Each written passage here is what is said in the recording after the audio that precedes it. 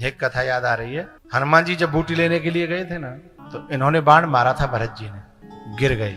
और एक बार सीता जी की खोज करने गई। 2 यात्राएं हनुमान जी ने की। एक दिन राम जी ने पूछा कि तुमने 2 यात्राएं की, एक उत्तराखंड की और एक लंका की। इन दोनों यात्राओं का अनुभव बताओ। कौन सी यात्रा में क्या अनुभव तुम्हें मिला?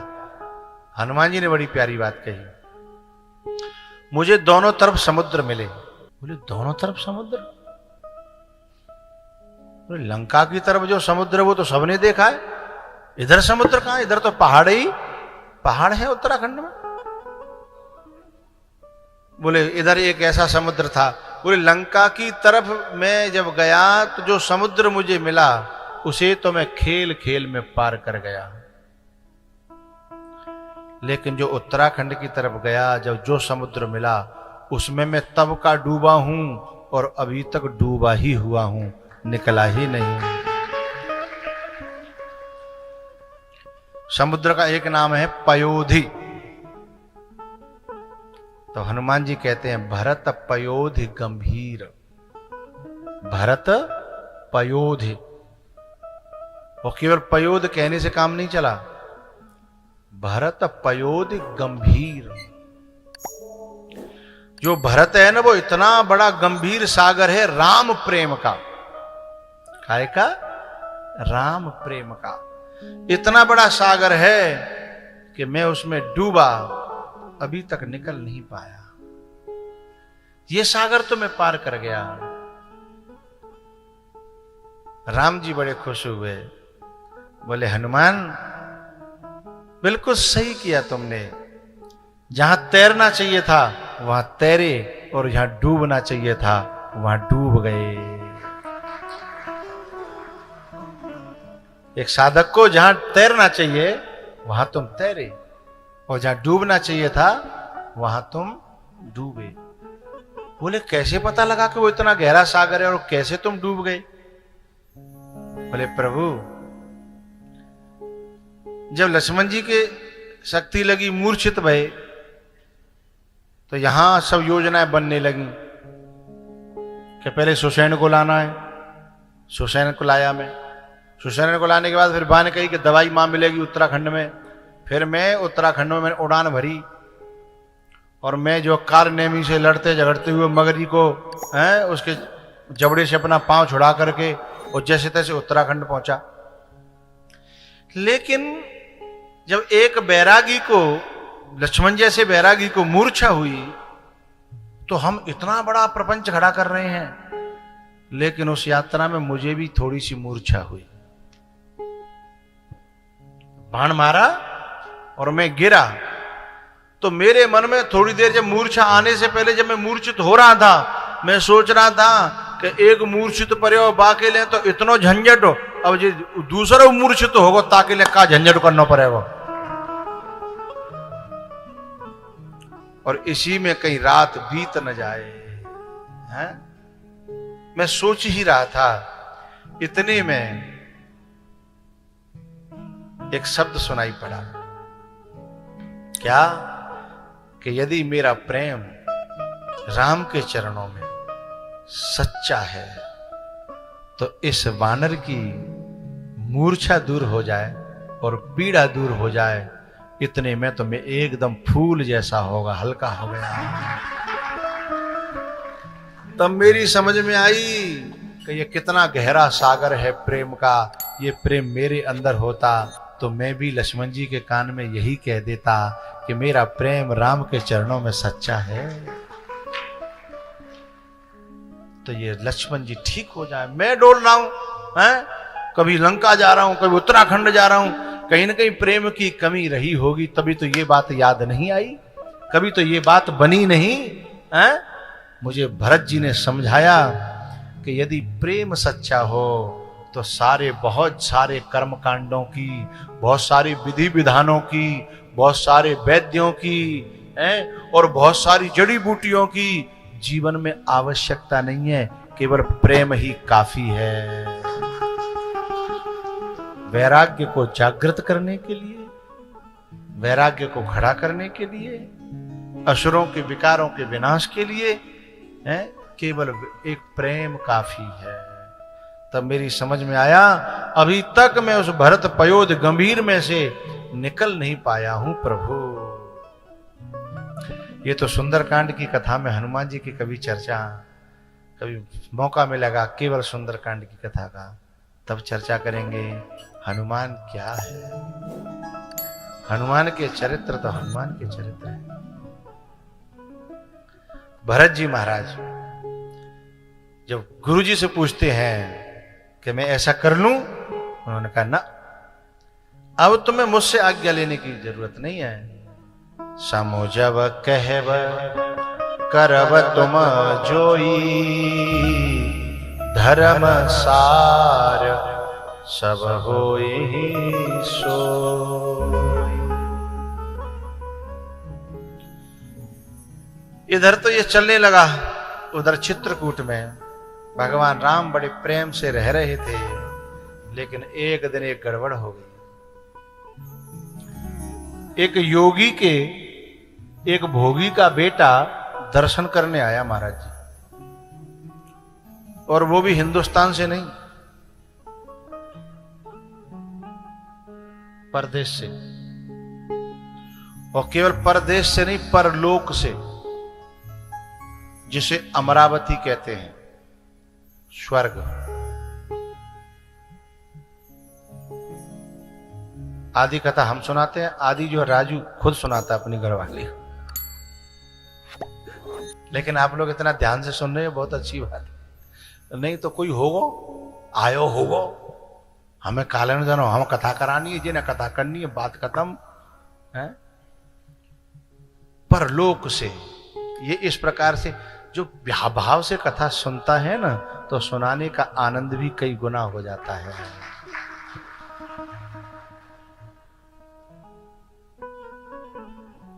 हमारे गुरुजी है ना, पहले खप्पर रखते थे। खप्पर जानते हैं आप लोग? महाराज जी जानते होंगे। ऐसा होता काला काला चीपी खप्पर जो है, तो गुरुजी खप्पर रखते थे। तो सन्यासी लोग जो खप्पर रखते हैं ना, तो फिर वही में वो लोग कुछ मांगते तो वही में डालते हैं। अब एक जगह, बहुत पुरानी बात है, जब मैं शुरू में आया ही था, मैंने कुर्ता पहन रखा था। संत होने से पहले कुछ दिन गुरुजी की शरण में रहा, कुर्ता और पैंट पहन रखा था।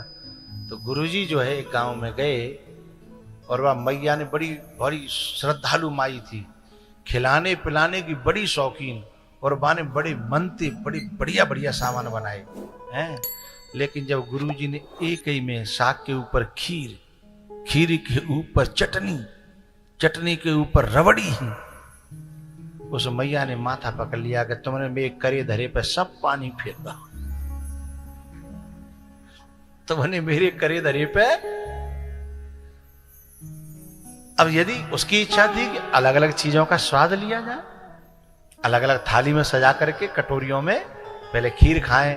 अच्छा, जब खीर खा रहे हों संत, जो माता ने बनाई है वो चेहरे की तरफ देखती है, स्वाद आया या नहीं आया, मेरे बनाए हुआ सफल हुआ या नहीं हुआ। अम्मा सबको जो है वो कल्लो हो, सानी कर रही हो, अब वो का मुंह की तरफ देखे कि स्वाद आयो के नहीं आयो। तो बनाने वाले को, खिलाने वाले को भी तब आनंद आता है जब खाने वाला है वो स्वाद लेकर के खाए और उसके स्वाद को वर्णन करे, उसका रिस्पॉन्स दे, उसे बताए। तो फिर खिलाने वाले को लगता है कल अब के महाराज जी आएंगे तो और कुछ बनाएंगे, और वो सबे खप्पर में डाल के सानी कर लेगो, तो अगली बार को जब जेई करना है तो का खिचड़ी बना देंगे, वहां में डाल देंगे सबका, जो खिचड़ी बना देंगे ले हैं।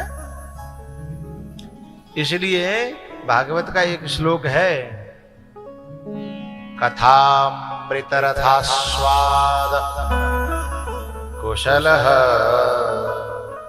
शौनको प्रवीण। कथा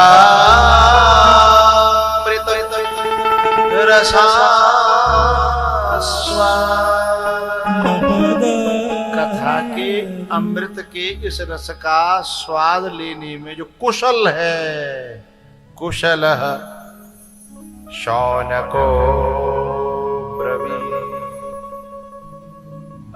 जो कथा के इस स्वाद को लेने में सानी नहीं करता, क्या करता? अलग अलग अलग अलग अलग। और कथा में वो ये भी जानता है कि ये स्वाद उपनिषद का है, ये स्वाद ब्रह्म सूत्र का है, ये स्वाद व्याकरण का है, ये स्वाद भर्तरी का है। जो कि पहले स्वाद चखा होगा वही बताएगा कि जहां में काका डर्यो है हो, जो मैंने स्वाद ने कहू ले ही ना है, तो जो बढ़िया बढ़िया सानी तो बहुत अच्छी है, ठीक है, आनंद आ रहा है? उसके लिए तो सानी है। कथामृत रसास्वाद कुशल शौनको ब्रवीमि।